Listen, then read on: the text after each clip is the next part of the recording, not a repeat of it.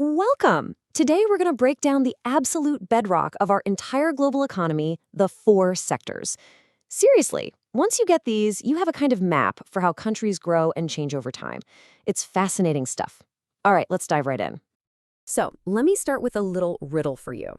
What on earth could a fish, a car, and a phone app possibly have in common?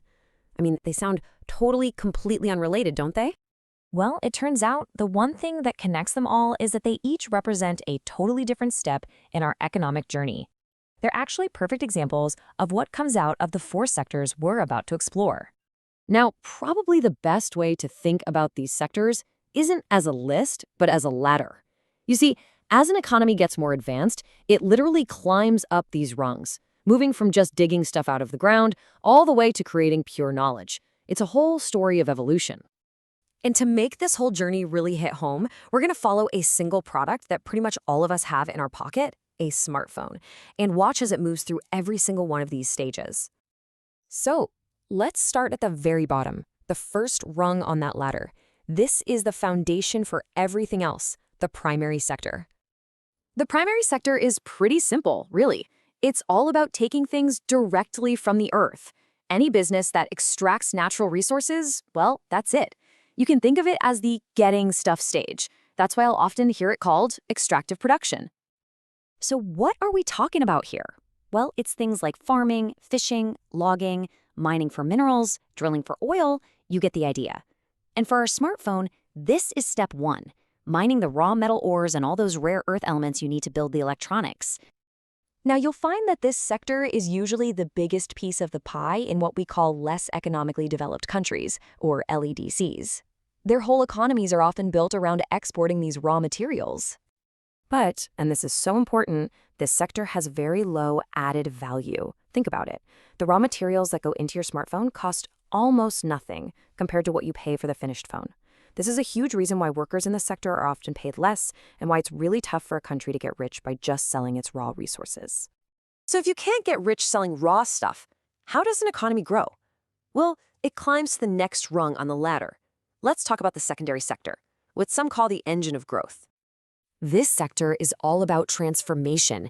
It takes all those raw materials we just talked about and it manufactures them or constructs them into finished goods. This is the making stuff stage.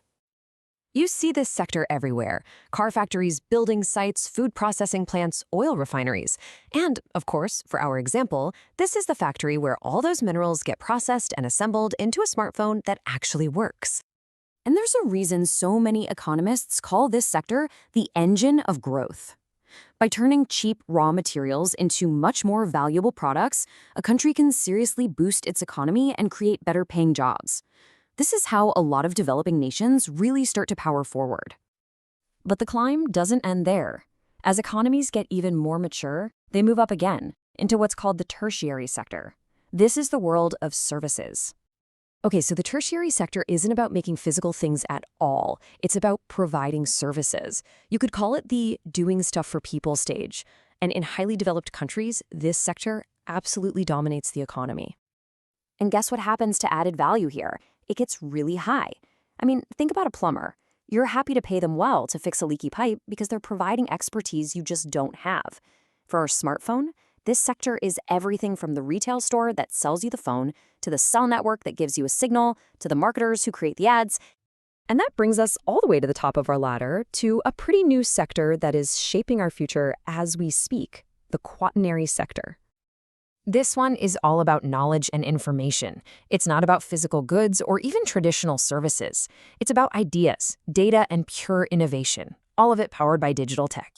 This is the thinking stuff stage. So who works here? The folks in R&D, the software engineers designing the phone's operating system, all the app developers, and, the entire system of higher education that trains these brilliant minds in the first place. And the added value here, it is just off the charts. To put it in perspective, back in 2016, the average cost for university tuition in the UK was over £9,000. That's a huge amount of money. And it just goes to show how much economic value we place on creating and sharing pure knowledge. Whew, okay, we've climbed the whole ladder. Now let's just take a step back and look at the big picture so we can see how this all clicks together perfectly. Here it is, our smartphone's entire life story.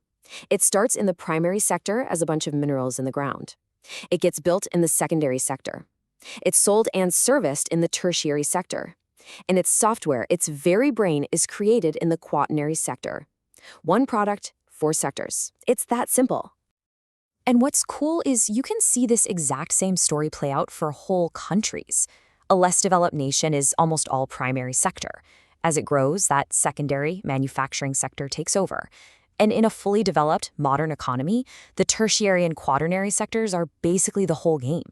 It's a really clear path of economic evolution. But the main thing to remember is that this ladder isn't finished. It's always changing, always evolving, which leads us to a really fun question to think about for the future. With things like AI and automation growing so fast, what do you think the next rung on the ladder, a 5th economic sector, is going to be?